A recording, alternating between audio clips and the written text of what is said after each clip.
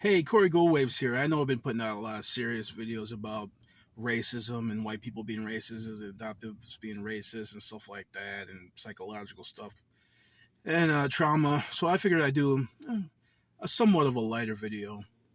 Get this: Transracial Adoptee, the video game and the board game.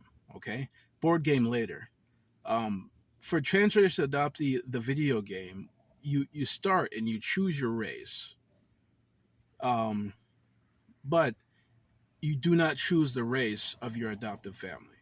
Okay, that's chosen by the video game at random. Unless you beat the game, then you can unlock a bonus feature to where you choose the race of your family.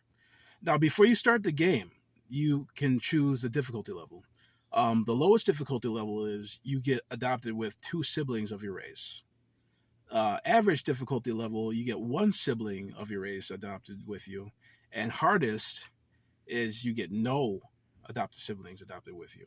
Okay, and a bonus, you can unlock this extra hard mode is you're of a different sexual orientation. For instance, if your family given to you by the game is straight, you'd be gay. So you start the game, and you know nothing about yourself. Okay. Now, Transracial Adoptee, the video game, is a game of emotional survival. Okay, and it leads to other things. So you start with a meter. It's kind of like The Sims. You start with a meter, and you can kind of select how fast you grow up or how slow you grow up. But the meter on this side is the mental health meter. So and that's broken up to different things like depression. Okay, no, so it's the mental health meter, and so I really hate this camera. It's mental health, and then you have like depression, but the depression meter is broken up into different things: self love, acceptance, fitting in, stuff like that. We'll figure that out. And then you have the meter over here is your original self. Okay, so it's a tough game because not only do you have to study your adoptive family, you're figuring out who you are at the same time. Okay, so the game throws a whole bunch of things at you. It throws growing up. The siblings could be racist. There could be microaggressions, and it's all how you respond.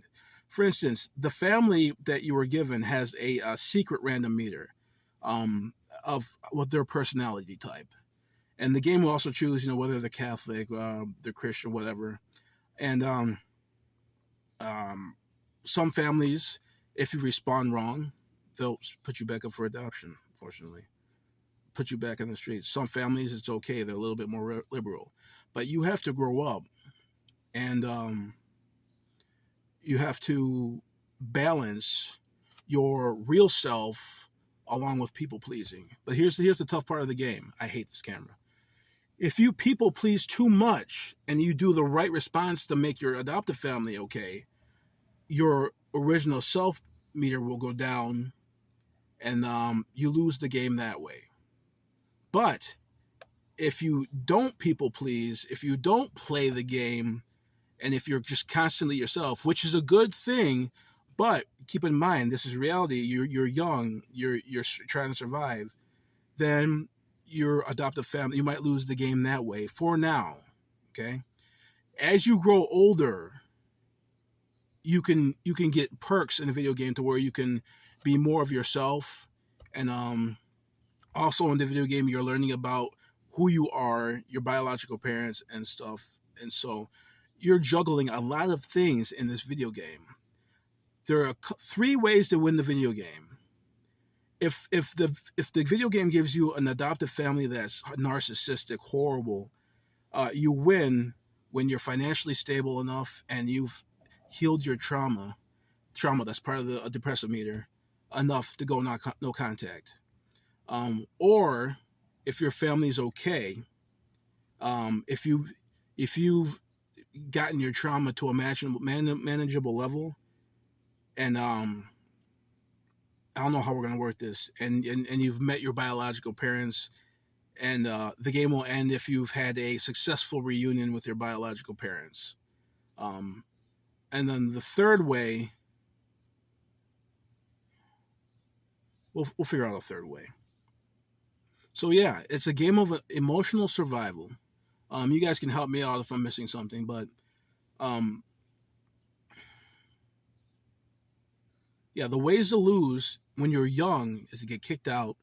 And I'm trying to keep this game light, but if you want to be realistic, there might be a self harm aspect to it. But I want to keep the game light because the reason I'm making this video game is to help people understand what a transracial adoptee goes through. So people cannot just say, "Oh, they're just being ungrateful," even though they haven't lived it. They can, it's somewhat in some form, experience what we go through. So I think I'm completely broke right now, but if any of you have extra money, I'd be willing to work with anyone on this project. It'll be like The Sims, and it's a game of emotional survival. You can play as fast or as slow as you want, and there's perks to beating the game. And we can do an expansion pack later on if the game's successful, like just focused on family reunions. And I think it's not only just a good game for outsiders to see what a transracial adoptee goes through, but a good game for the adoptee themselves to kind of remind them what they've been through and to let them know that their life hasn't been easy. Um, it's a good study on themselves. So I think Transracial Adoptee, the video game, a game of emotional survival, is a great idea. And it'll put us transracial adoptees on the map. It'll raise awareness, and I'd be willing to work on that project. That's an idea. And then we could work on a board game later. I think that'd be great, having multiple players. And yeah, that way you can incorporate someone can actually choose an adoptive family, how they respond and stuff, whatever. So you can, so to be fair, you can study how an adoptive family feels and so on and so on. All right, I think it's a good idea. All right, I'm Corey Goldwaves. Have a wonderful day.